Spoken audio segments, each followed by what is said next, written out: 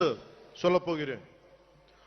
ஒரு காலத்தில் மதுரையே இருண்டு கிடந்தது. நமக்கு ஒளி கொடுக்கும் மீனாட்சி அம்மன் கோயிலில் ஒளி இல்லை. நமக்கு சிந்தூர் கொடுக்கும் மீனாட்சி அம்மன் கோயிலில் சிந்தூர் கொடுக்க ஆள் இல்லை. எந்த ஒளிப்பாடும் இல்லை. கோயில் நொறுங்கி போய் இருந்தது. ஏன் தெரியுமா? 14ஆம் நூற்றாண்டு தொடக்கத்தில் மதுரையை மாலிக் கஃபூர் லூட் பண்ணினான். அதன் பிறகு 60 வருஷங்களுக்கு மீனாட்சி அம்மன் கோவிலில் விளக்கு இல்லை. மீனாட்சி அம்மன் கோயில் மூடப்பட்டிருந்தது. அது மதுரையின் இருண்ட காலம். 14ஆம் நூற்றாண்டின் முடிவில் மதுரையில் மீண்டும் ஒளி பிரிந்தது. அந்த ஒளி விளக்கை ஏற்றி வைத்தார் விஜயநகர இளவரசர் குமார கம்பனன். இதுல இருந்து என்ன தெரிந்தது? நமது நாட்டு நம்பிக்கைக்கு அழிவில்லை. அதுவும் யாராலும் அழிக்க முடியாது. நமது கலாச்சாரம் ரொம்ப ஆழமானது. நம்மை அசைக்க யாராலும் முடியாது.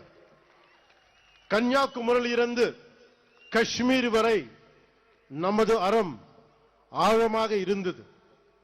அது இன்றும் ஆழமாக இருக்கிறது. இனியும் ஆழமாக இருக்கும். இதுதான் இந்த தெய்வீக பூமியின் பலம். முருகனின் வடிவத்தில் நமது அறம் தொடர்ந்து தலைக்கிறது. அறம் என்பது என்ன? உலகை தீமை சூழும் போது அதை அறுப்பது அறம். எல்லோரையும் சமமாக பார்ப்பது அறம். தீவர்களை செய்வது அறம். தீவர்களை வதம் செய்வது அறம். அதன் பெயரே புரட்சி. அது செய்பவரே புரட்சி தலைவர். எனவே உலகின் முதல் புரட்சி தலைவர் முருகன் பெருமாள். நம்ம எல்லோரும் இங்க வந்தது ஒரே ஒரு கடவுளுக்காக, புரட்சி தலைவர் முருக பெருமானுக்காக, உலகின் முதல் புரட்சி தலைவருக்காக. அநீதியை அழித்ததால் அவர் புரட்சி தலைவர். சமமாக நடித்தியதால் அவர் புரட்சி தலைவர். அந்த வெற்றிவேல் முருகனுக்கு, அந்த வீரவேல் முருகனுக்கு, அந்த சுரவேல் முருகனுக்கு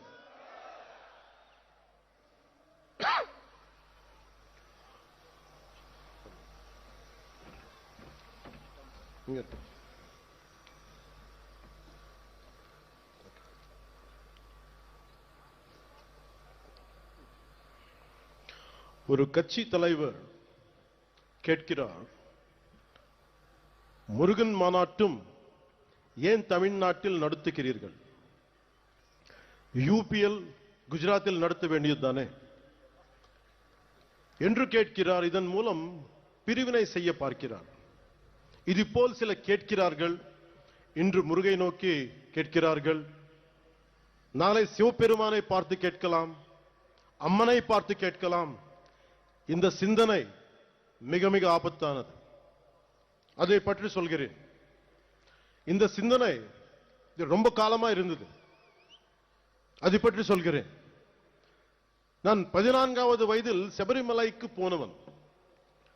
தைப்பூசத்துக்கு திருத்தணிக்கு போவதை பார்த்தவன். நான் சென்னை மயிலாப்பூர் படித்த போது நெற்றியல் பட்டையுடன் ஸ்கூலுக்கு போனவன். சிறிது காலத்திலே மாற்றம் தெரிந்தது. அடுத்த 10 ஆண்டுகளில் நெற்றியல் விபூதி பூசுவதை கேள்வி கேட்டார்கள். எனவே என் 14வது வயதிலேயே இந்த விதமான கேள்விகளை எதிர்கொண்டவன். எல்லோருக்கும் இந்த எக்ஸ்பீரியன்ஸ் இருக்கும். அதை நாம் பெருத்துப்படுத்தவில்லை. காரணம், நம் இந்துக்கள் செக்குலரிஸ்ட். ஒரு கிறிஸ்தவராக இருக்கலாம், ஒரு முஸ்லிமாக இருக்கலாம்.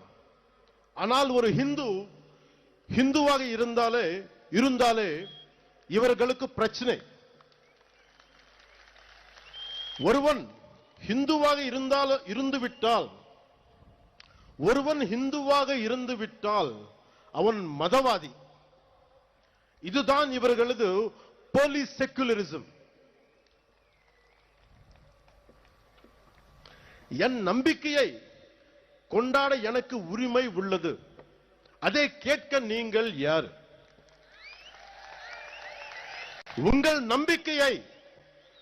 உங்கள் நம்பிக்கையை நாங்கள் கேள்வி கேட்கவில்லை. அதே நாகரிகத்தை நீங்கள் கடைபிடியுங்கள். என் மதத்துக்கு மரியாதையை கொடுக்க விட்டாலும் பரவாயில்லை, அவமரியாதையை செய்யாதீர்கள். முருகனை பற்றி கேள்வி கேட்கும் நீங்கள் அரேபியாவிலிருந்து வந்த மதங்கள் பற்றி இதே கேள்வியை நீங்க கேட்க முடியுமா? அதற்கான துணிச்சல் உங்களுக்கு உண்டா?